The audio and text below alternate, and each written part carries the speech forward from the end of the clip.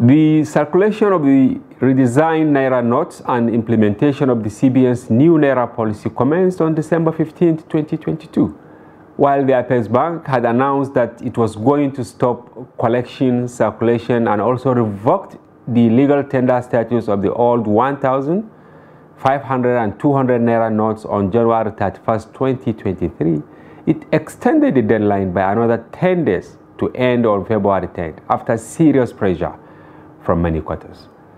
Fast forward down the timeline, Nigeria's economy, especially the informal sector, was grounded due to cash crunch, and it was amid the problem that the general elections was conducted. However, today, the CBN reversed its earlier decision informing commercial banks to go and withdraw the mopped-up all notes with a view to releasing them to the general public. Of course, here at the Daily Trust, we earlier reported that the central bank had taken that decision. So tonight we ask, is Nigeria and Nigerians better off following the implementation of the new policy? Did the policy serve the purpose for which it was intended? Will the CBN's decision to recirculate the old notes undo the damage caused by the Naira redesign policy?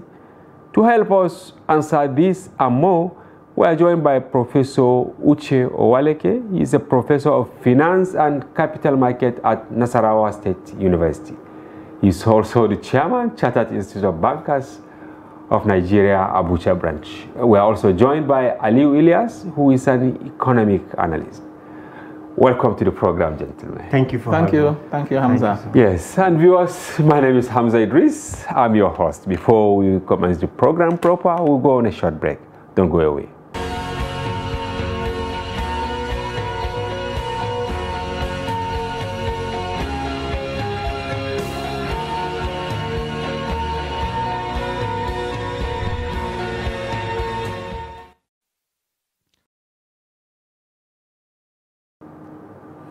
All right, welcome back. Yes, Prof, very difficult to isolate politics from economy. Oh, yes. Yes, today at the appeal court, I want to have your take. They upheld the election of Governor Adeleke of Osun State. Is it a surprise, or maybe you anticipated something like that? Well, it didn't come to me as a surprise. I hadn't anticipated it. If you go by the outcome of the the recent elections that we had, especially at the one of the February 25th, 2025. Yeah, that's the presidential election. The presidential election. I think PDP won in Osun State. Yes. So it goes to show that including the even State House of Assembly elections. Yes, we had. They made a fantastic outing. Oh yes. So that goes to show that Osun State is possibly a PDP state. Meaning that the election they held, the off-season which brought Adeleke, maybe it was the voice of the people. Oh yes, that's what it points to now, clearly. Yes. Ilyas, you share the same sentiment? Like trusting politician, I'm sure APC will also want to explore further to proceed to possibly Supreme Court to see what happens and to test the law itself on the issue of overvoting, because you agree with me that at the point of the tribunal, it was not the same compared to what happens at the appeal court. So I think they want to test and go for that, and that will strengthen democracy the more, I think. So you mean that it's fair enough to proceed? To proceed, I think it's instead of conceding defeat? It's always good to test the law itself. If you look at what happens at the last presidential election, a lot of issues happens, but by the time you have a solution to the common overvoting situation, I think that will put an end into such issue, and it will be a reference point. So I think it's better they explore further. Okay, Prof. Well, the Court of Appeal has said, has ruled that there was no evidence of voting. Yeah. So, in my view, I would, advise that, they should just allow the man to go and work. Yes, and then join hands with the government of the day. Maybe akin to what Governor Matawale of Zamfara did. He conceded defeat. Yes. The governor of Zamfara State, he conceded defeat to Dauda Dare of PDP just yesterday. Even at Lesotho, the incumbent governor also. Yes, because this court cases amount to, well, in my view, distractions. You are not allowing the chief executive to focus on governance. But sometimes we also need to strengthen the democracy itself, and by testing those things also bring much more. Elias, I know we're over-testing the judiciary because the fact is maybe we should unbundle INEC. By so doing, maybe that will reduce that, because if the work of logistics is not within them, maybe they have to focus on a particular area. I think that will better. All right. So we should maybe look at unbundling INEC itself. Okay, well, and you've seen even APGA, it was today after all the election that they resolved, leadership puzzle and all that. It's like, of course, they say judiciary is the last hope of the common man, but it's like we are overstretching the energy of judiciary in Nigeria. Judiciary is overwhelmed. Well, I think strengthening democracy, we have to look at that too. We also need to strengthen it and get it right at some level. So if you look at the issues, they are not issues that are repeating itself. There are different issues coming to court. So we have to also do that and strengthen that. And I can see what they are citing, like the APC in Oshun, is to test the efficacy of beavers, right? How you now align what is uploaded and what the beaver said and all that. Maybe by the time they get to the Supreme Court, and we will have a precedence, then meaning that going forward we will not go back to that. Another issue is also coming up in our democracy now. People are now demanding that they want party agents to be at the server end of INEC, so that when we say there's overvoting, where does it come from? Because if party agents are at the end, at the back end with the INEC itself, they can even see it. I know, like clearly that this is not overvoting. But now, for now, they don't have access to the back. It is what they bring out that they see. So sometimes they want to see that, and that's where we are going. If they can also allow that, and it should be clear, we don't need to go to court. It's clear to me that it's not overvoting. Fair enough. I hope we get it right. Now back to the subject of the day, Prof. How did we get to where we are? At the introductory part of this program, I asked some pertinent questions. How did we arrive here? Decision December to end in December 31st, extended to January, Supreme Court and all that. Well, I would say if you look at the policy on the face of it, going by the objectives outlined, you wouldn't really be faulting it.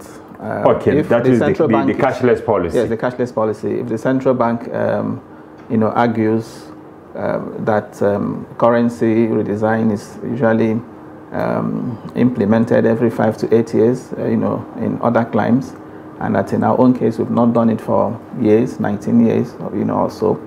So that provides justification for doing that. The central bank also said at the time that so much cash was circulating outside the vault of the banks to the tune of 2.7 trillion, and that there was need to take off mop up some of that in order to enhance the function of the central bank, which is implementing monetary policy. There was also the issue of the fact that too many notes were old, mutilated, damaged, and again the need to ensure that they were out of circulation and they replaced with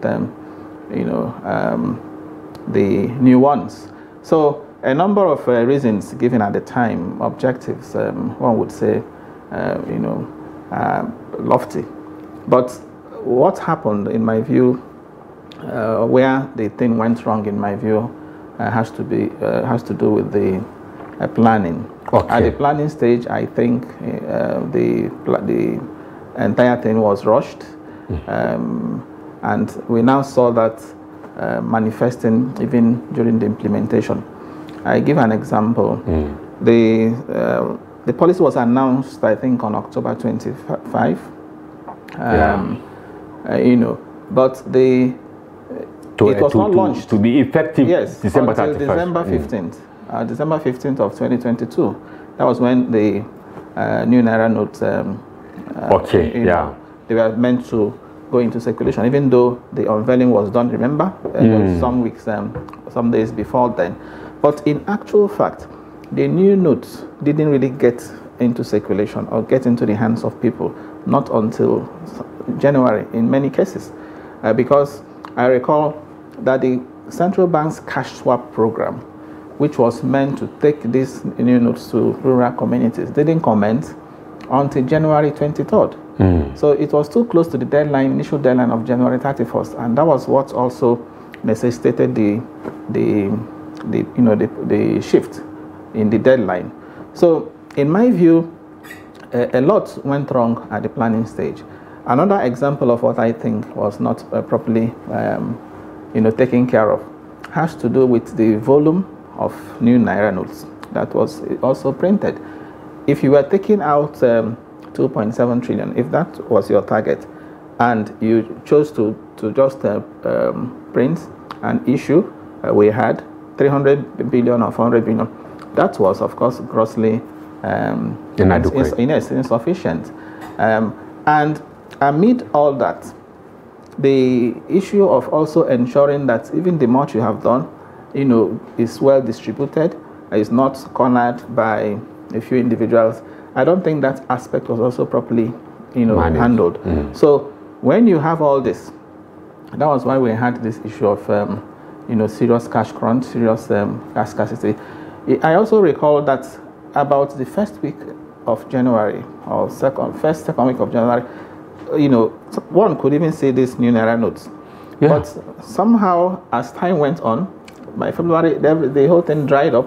You couldn't even because see they are not longer even legal tender. So it's like they are store of value. Yes. I don't know. So people were just mopping, keep for security. Exactly. And even when the central bank issued a cash withdrawal limit, initially they said 20,000. Yes, the banks were not having enough of this. They give people 3,000, 2,000. Yes, and ATMs were not, being loaded with the currency. So that was what created the real cash crunch, and we have seen the impact, the negative, adverse impact. Small businesses, groaning because of the fact that this is a cash-based economy. We are trying to transit from a cash-based to a cashless. Just as somebody rightly argued, cashless doesn't mean that there will be no cash, but that we use less of cash. But that has to be, faced. I understand. Yes, we started it in 2012. That's when the cashless, started, and over time the central bank has been implementing it gradually.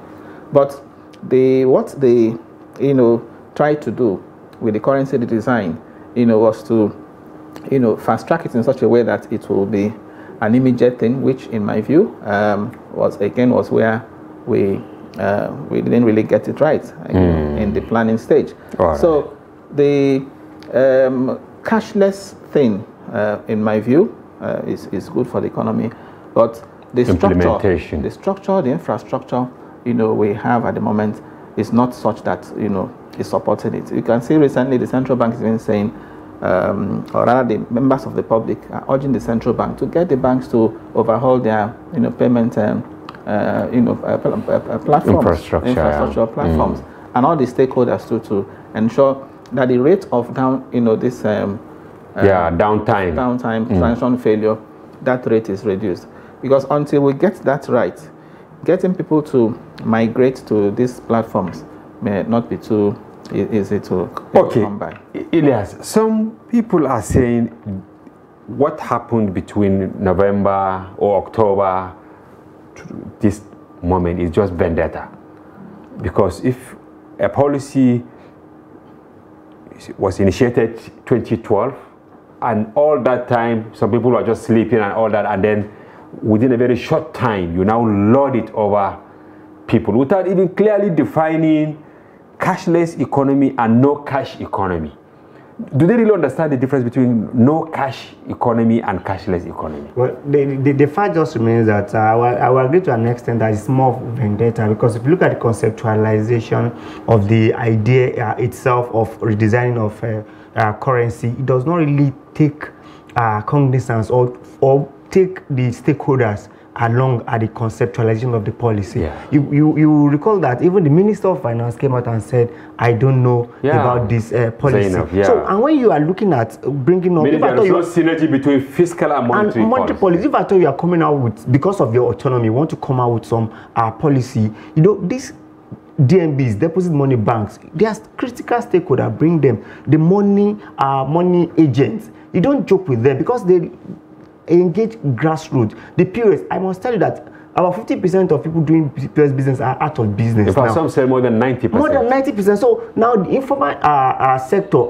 suffered heavily on this policy. And the fact remains that you agree with me that even the president himself, I think because he has practiced this before, he wants to see it working again at this point, because he must have consulted all that before this policy come on board. But I must tell you that people that are doing small business, MSME, 100,000, 20,000, these will be subjected to even more poverty, because if you want to do business and you have 10,000, you have to expect to trade off 1,500 or 3,000 naira at a time to do such business. So definitely, by the time you do this business over time, the business will definitely die automatically. So if you look at all this, it has take people more into poverty as it is. And as of today, I still went to about 3 banks.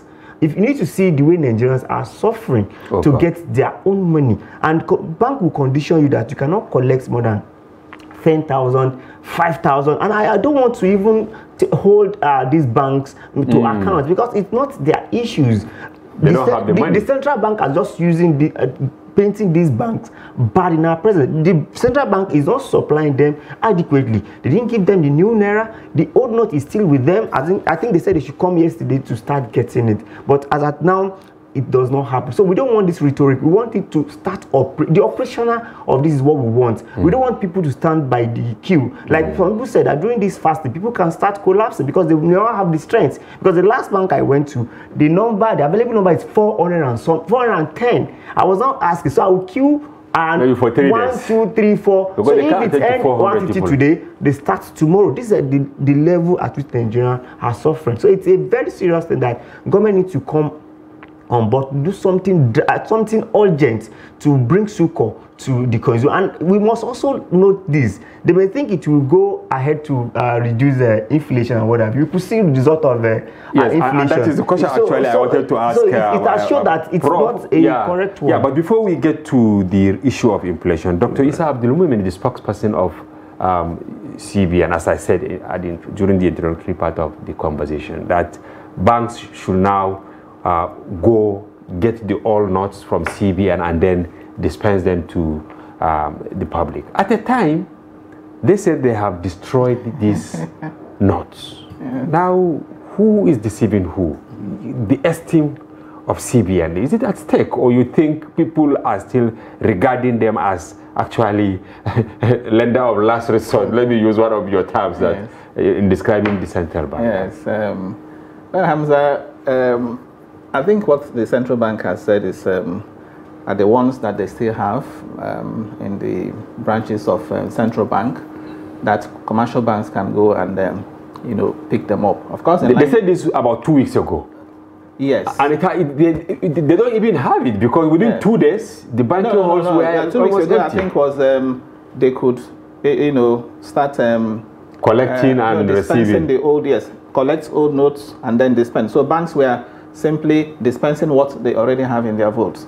But now those ones, they have run out of them. So the central bank is now saying, okay, you can now come and then collect what we have But they earlier said that they have destroyed them. The process of destroying Naira is not even as easy as the... Yes, it's possible that some, maybe the very mutilated one-out... But why did they say that in the first place? Is it that to push the minds of Nigerians to give up? Are they manufacturing the one they are bringing now? No, that's what I'm saying. That it's possible that some of it, may have been destroyed. But they still have, stock that they can make available to commercial banks. But I want to agree with him that what we need now, is something urgent, to ensure that the pressure is, is eased, and to ensure that the old notes, okay, because it's obvious now that the new ones are not there. Because if they are available, the central bank wouldn't be asking banks to still go and collect the old notes.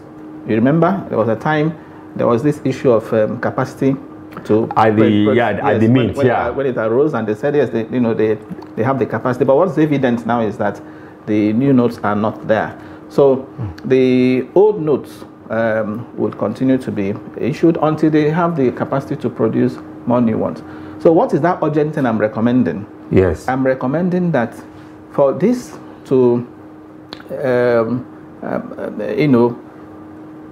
address speculation, the crunch, yeah. Yes, for the cash crunch to be addressed, the government should the central bank should work out an arrangement with the Minister of Finance, the Accountant General, to explore the possibility of paying civil servants their March salaries in cash.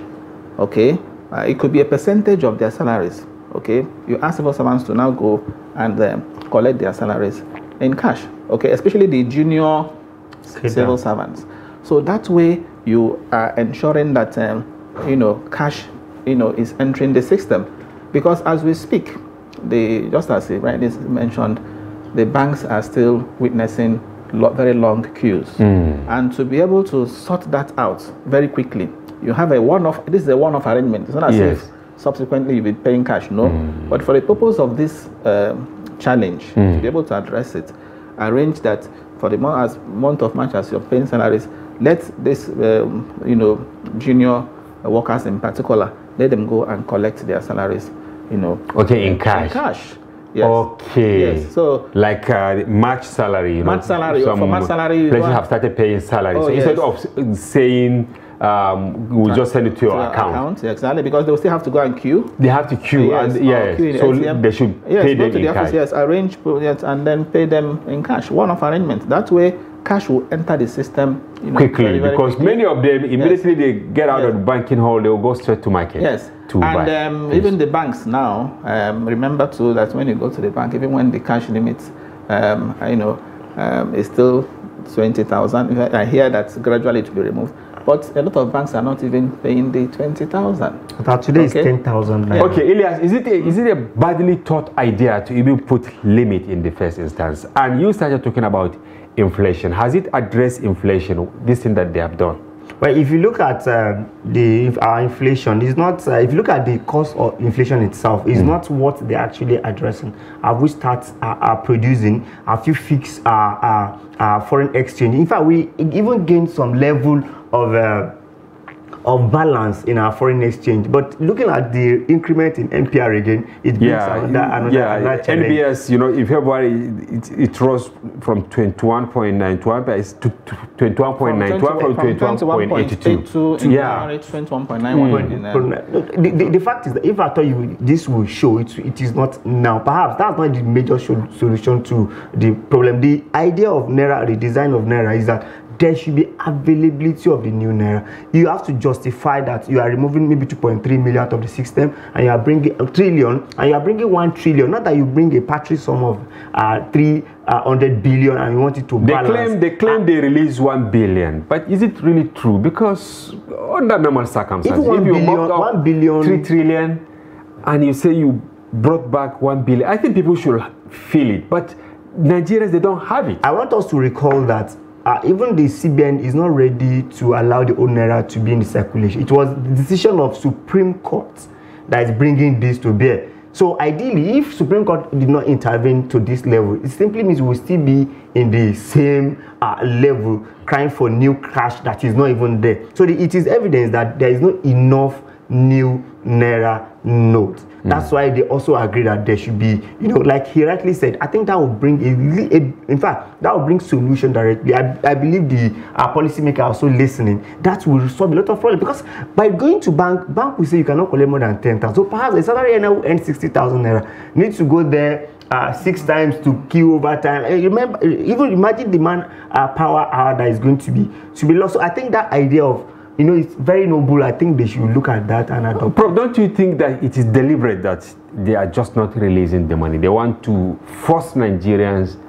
to go cashless, because people, what they are doing now, the little you have, you just pay transportation, buy Maggi, the basics. But anything above 2,000, you rather transfer and bear the brunt. Oh yes. Well, it's obvious the central bank is pushing the cashless thing, but again, I said somebody had argued. I think it's the former deputy governor of the central bank. Moghalu? Yes, yeah, they made a good argument. Yes. That cashless doesn't mean that you don't spend cash.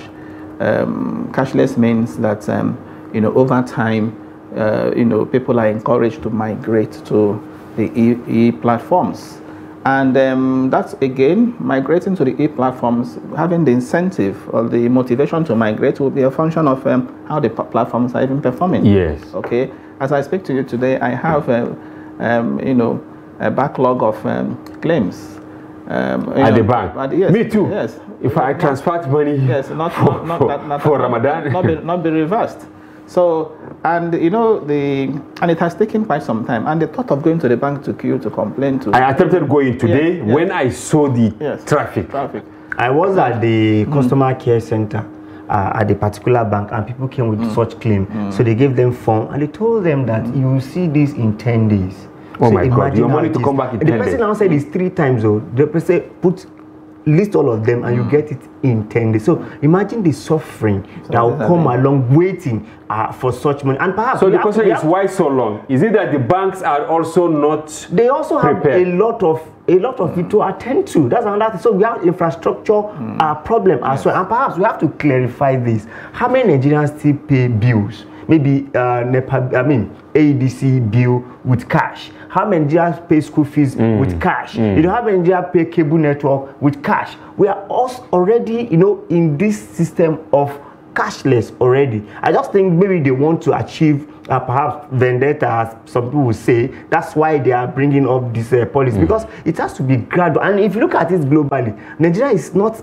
Nigeria is doing well in terms of cashless. So you just need to. But compared to what is happening. Compared to what is happening. Because I read it somewhere. I don't know whether it's true. They said per head in the US, the money in circulation is more than what is in Nigeria. But people put all sorts of things on social media. But I read a lot in order to abreast myself. Yes, you're right, Hamza.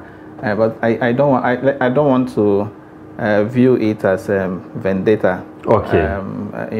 I think what happened is that the central bank also was intending to use the policy to cure some, if you like, societal ills. In India, for example, when it came up in 2016 in India, it was to take out black money, what they called black money.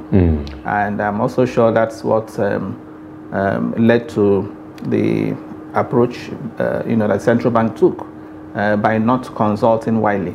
Because if you are trying to take out black money, from the system, and you embark on wide consultations, of course, the purpose may be defeated. Okay, so in our own case, if you open up. Yes. So you have to take people by surprise. Even the minister she don't know about. Minister should not be aware of what is about to happen. That's not what I'm saying. What I'm saying is that if the idea, for example, is you want to address money laundering, illicit financial flows, for example, like this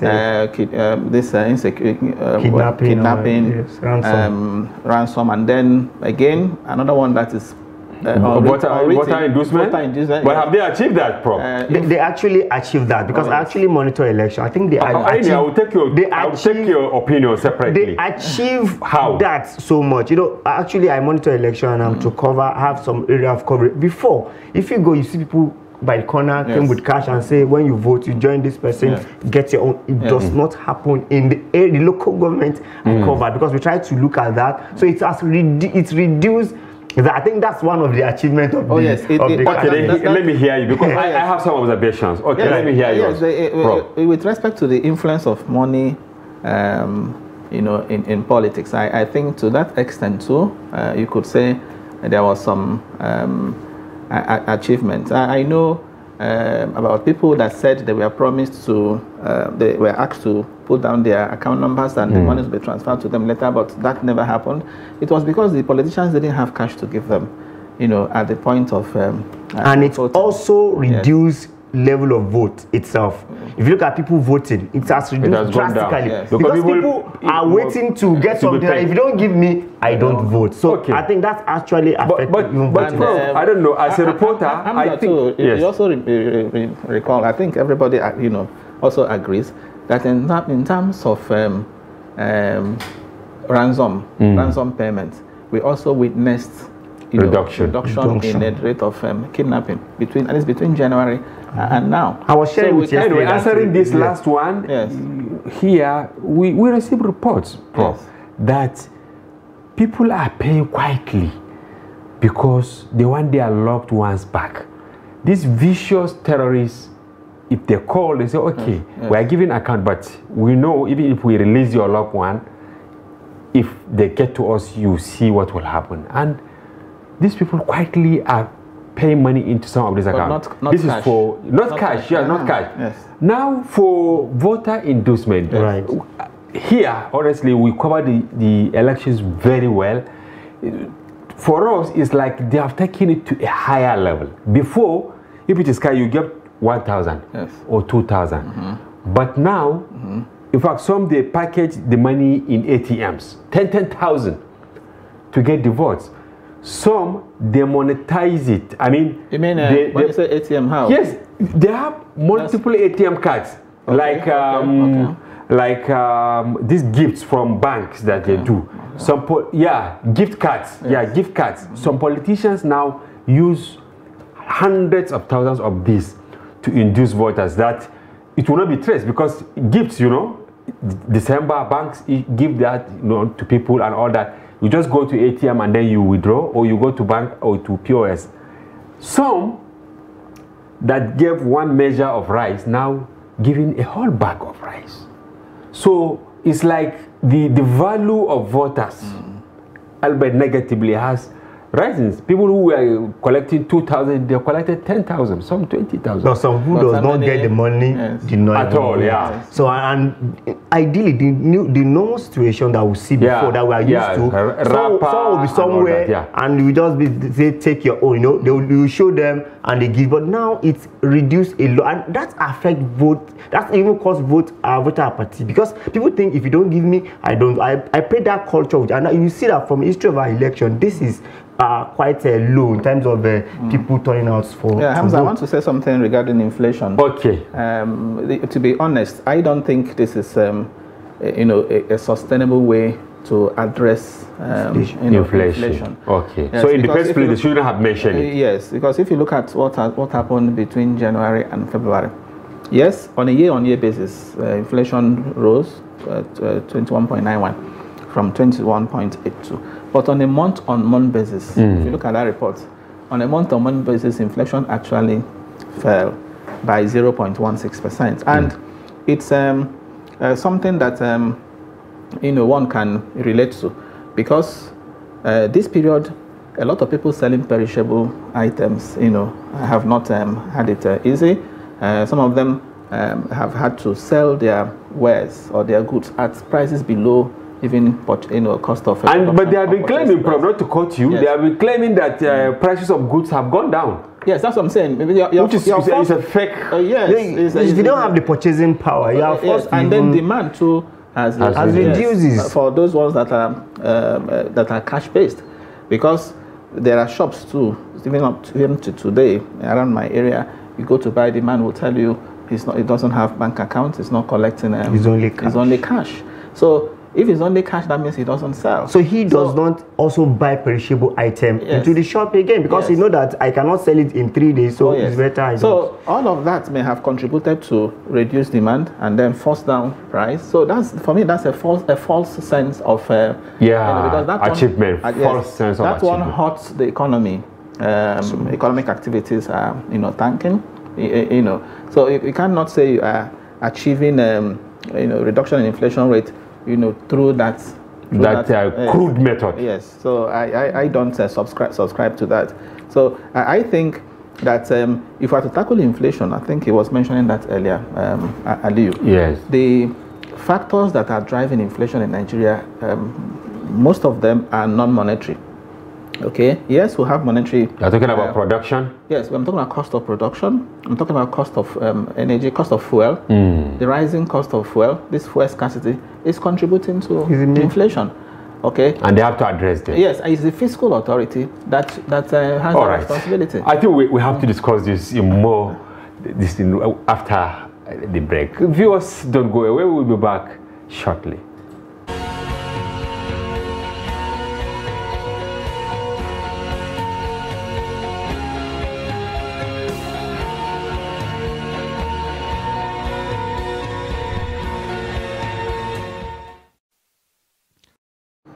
Welcome back. If you are just joining us, this is Daily Politics on Trust TV. Do well to follow the conversation across our social platforms on Facebook, YouTube Live, and then on Twitter.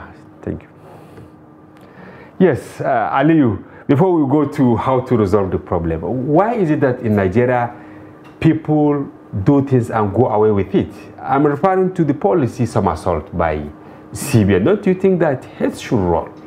But the fact that we don't even look at it from that perspective, generally we have policy somewhere. So you could notice that excise duty on telecoms has also been reduced. You know, we removed 5%. 5%. You know, it's what when I saw it on TV, I was imagine that you brought this. Don't you think through it before you bring? Now you are removing it. So I think policy somersault is a big issue, and that's why we always we are even challenging the upcoming government that they should have a good economic policy moving forward. It should be short term, medium term, and long term. Because when you bring all these things, you don't just come at the middle of it and withdraw it. And that's why we said all these things need to be well conceptualized. Someone is even do you think some people should be punished? Definitely, people should be punished for all this because. But the thing is, when you say people should be punished, remember, even those that are implementing it are also answerable and doing the game of somebody. So that's the thing. If you look at this, I can see Prof smiling. If you look at this, if you look at well, Hamza, the way things are now, where we are now, okay, I don't think you know, that's the solution going forward. So we should allow the same people, the same set of hands to, you know, drive the remedy, you know, to effect the correction. Yeah. Yes. So, and I'm happy that the central bank is now saying, okay, we're now ready to release whatever. So they are admitting that they committed blunder. But we should also know that. Yeah, you know, I caught you earlier. President is in support of what is happening. Oh, yes. So who punish who? You know, if it's if you recall that time that the CBN will always come out and said they have the backing of the president. And president also came up at the point to do broadcast and said written approval. Exactly. He even went ahead and said he now said 200 naira should be in the circulation. Yes. So it is with his consent that so they there are many examples. So that's just the thing. So if you want to punish who? So I think like Prophet said, they should just right their earlier wrongs and put Nigeria into a better state of the economy so that we can, at least going forward, people can survive in a better manner. Because, you know, if you look at Nigeria, the energy crisis is even more worse as it is now. Now it's only in Abuja, maybe in some states that you can get fuel at 195. Go to any other places, 300, over 300, 400. And we're also anticipating the removal of subsidies. I was discussing with somebody. I said, I'm wondering how the incoming government will come and remove it totally. It's going to be a serious issue to remove it totally. You know, the minister last week said that Buhari will remove it completely before. Yes. But Buhari is May. They said, if you look at the proposal itself, it's June. Yeah. So Buhari is leaving by May. So I don't know how. You know, they said it to be removed in June. You go and check that very well. Yeah, so and they are last week. I think probably also saw that. And perhaps we want to see Port Harcourt refinery. I don't know if it is working now, you know, because you have to give us something. You know, remember they proposed 5,000 naira for the poor if they remove the subsidy. And we also argue that it's not a good one because you should channel money into production, not giving individual. That will even increase the inflation more and it will cost more. More. So it should be structural and they should plan it. So I think we this is the time to you know, learn lessons. Lessons have been learned. I'm sure the central bank has learned lessons. Is an opportunity. This window between now and December 31st for the old notes and the new ones to, you know, circulate side by side. It's an opportunity for them to now go back to the drawing board and see how they can further fine-tune this, you know, cashless. But does it mean that the whole plan has collapsed now? The directive that deposit banks should go and withdraw, they should share it to the people and all that. Are we going back to square one? No, I think what is happening now is that the implementation now is going to be more gradual. Okay. Yes, because from what I had and what I've read, the cash withdrawal limit will eventually go, but, you know, over, you know, a period of time. So the central bank will now take time to implement that. So for me, what is important is that much of this cash, is out there circulating, so that small businesses, can, once again breathe. But who will now compensate the millions of this administration? Yes. Claims that they have, created millions of people out of poverty. Yeah, they have liberated them out of poverty. Yes. Now, how do we reconcile this? How many thousands of POS operators have gone? People with capital of 10,000, 20,000, that it's gone. So who will pay them now, Prof? Well, that's the issue. And SME, I think they are the backbone of our economy, right? Oh yes. Okay. That's why I said that the policy has had very huge adverse impact on businesses and even on the economy. I am pretty sure that by the time the GDP number for first quarter of 2023 is out, I'm sure it will come in much lower than what we saw in the fourth quarter of 2022. Partly as a result of this, policy. And look at what is happening, which is also why I didn't quite support what the stance of the MPC, the other day, by further hiking the NPR by 50 interest rate, right? Now, yes, to 18%. I was thinking that, given the fact that this cashless thing is still on, the cash crunch, is still on. Given the fact that even the central bank says what is now in circulation is about just 1 trillion, that the members of the MPC, should have allowed the status quo to remain. Okay, if not reducing it. Assuming they did reduce it, they shouldn't increase at least it. They should just, leave it the way. But the majority of them, I think 10 of them voted to increase by 50 basis points. So for me, that will further exacerbate the situation. Access to credit cost of credit will rise. Access to credit will continue to be difficult, particularly for small businesses. But it's important that this idea of the cashless thing be implemented, gradually. In piecemeal. Yes, in piecemeal, and then ensure that the infrastructure that is needed to support it, is in place. Okay. That's especially for the commercial banks. Yes, that's what I mean. The network providers, so that we don't have this frequent case of network failure, and all that, because that is also what is discouraging the cashless thing or working against it. You go to the filling station, for example, to buy fuel. Some of them are not even, they'll tell you they prefer to have cash. Yeah. Okay. So, and even when you tell them you want to do a transfer, they tell you they will not accept it because they know that it may fail. It may fail. Exactly. And it's not just for filling stations, a number of businesses like that. So the infrastructure needs to work so that at least to support this the cashless thing. But meanwhile, let the cash be in circulation, be available, so that people can attend to little needs. Exactly. Yes. Okay, Ilyas.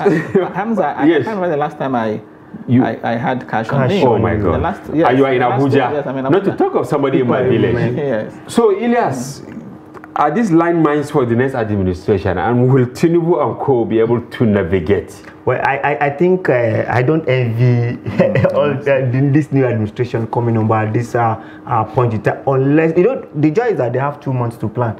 Perhaps they are seeing what is going on, and they should bring up a SUCO, immediate SUCO, and make sure they look at the positive gains and invest in it, and look at the negative one and jettison it, because we must not continue what is actually. But during campaign, they said they will build on what. I think that is for campaign. Now this is governance. In fairness, Tinubu actually said he wasn't comfortable with what he was one that raised it first. Yeah, so in governance, I think you just have to look at the immediate problem. But the thing is that in governance, the more you go, the more new problems come up, because you may think these are what you have solved. So they have to prepare and have a good shock absorber to really meet up any challenges that we have. But I must make this clearly. One of what Atiku said then when he was campaigning is that it's going to create more credit for a small business to take up with. I think we have to look at that, and it's a policy issue as well. They have to come on board to bring SUCO, to raise people out of this serious poverty engendered by this Naira redesign and policy. It's a serious policy issue, and they have to look at it very well. And also, I think our central bank should provide a mystery shoppers, what we call checks, because if you don't check all these banks very well, and also all these filling stations that are denying people from transferring to them that they say they should bring cash, this will go on and on. So there should be a check that will make sure all these haven't agreed that they are going to, make available all this cash. Banks also should not sabotage their effort, because at the earlier stage, people are there that they actually serve. They should be able to serve people. And I expect CBN also to really have direct business with money agents, because this money agent goes to the grassroots and give this. So there should be an account or a separate idea that if you are a money agent situated in a particular area, come directly, get your cash, 500,000, go to that community, that's where POS people engage, and I think that will also solve a lot of direct business with the POS and money agents. Okay, Prof. So how should Tinubu go about it? Hamza, the so-called, for me, the immediate so-called is what I suggested earlier. Let the central bank work hand in hand with the Ministry of Finance, the Accountant General of the Federation, to explore the possibility of making payments directly to civil servants, cash for the month of March. The same thing should happen at the state level. At the state level, the State Accountant General should work out an arrangement to pay civil servants cash. You see, when you do that, you use one stone to kill two birds. I'm pretty sure by the time that happens, you'll be surprised the number of ghost workers that you will even uncover. But Prof, yes, when you look at the percentage of civil servants at the national and subnational levels compared to these small petty traders, let me use the right language, petty traders, do you know that whose capital 10,000, 5,000, 50,000 have disappeared, who will bail them? Yes. Why we went into recession in 2016 was because of the areas of salaries the government couldn't pay civil servants. Okay. By the time you pay the multiplier effect, your pay will trickle down. It will trickle down. They will the go to the market. People that will enter the market and flood the place. So those people with small capital, 5,000, they will begin to see. Be able to begin to touch, and then money then velocity of money. This thing will begin to go around. That's why I said, for me, that should be the immediate thing at the state level, at the federal level. Pay civil servants, in cash for the month of March. All right, Prof. Thank you very much, Professor Uche, like you're from Nasarawa State University, and Aliyu Ilyasan, economist, for coming to the program and for your informed perspective. We hope they listen and they act promptly. Thank you. Yes, and viewers, that's a wrap on today's edition of the program, which we hope you enjoy, and thank you for being with us. I'm Hamza Idris.